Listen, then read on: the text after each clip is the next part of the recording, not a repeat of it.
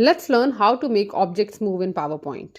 This can be used to move shapes, pictures, or even font. So let's go. Go to the shape that you want to use. Click on animations. Go to the last animation, which is motion path. I'm going to go for more motion path. Choose how you want the object to move. I want this to move from left to right, so I've clicked on right. The green to red is basically the distance it's going to cover when I press the arrow key.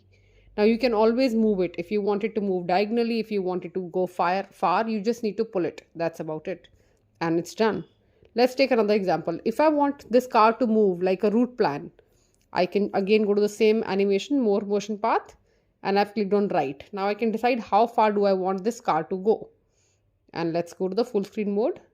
Press the arrow key. And that's about it. Let's take one last example. If you want this aeroplane to move to show that you're traveling from A place to B place, again go to more motion path. I'm choosing the same animation right and I'm pulling it diagonally to go to the destination that I'm looking for. And just press the arrow key. It's as simple as that. Hope that you enjoyed watching this video. I'll see you soon in my next 1-minute tutorial. Also, if you want me to make video on any particular topic, do let me know in the comment box.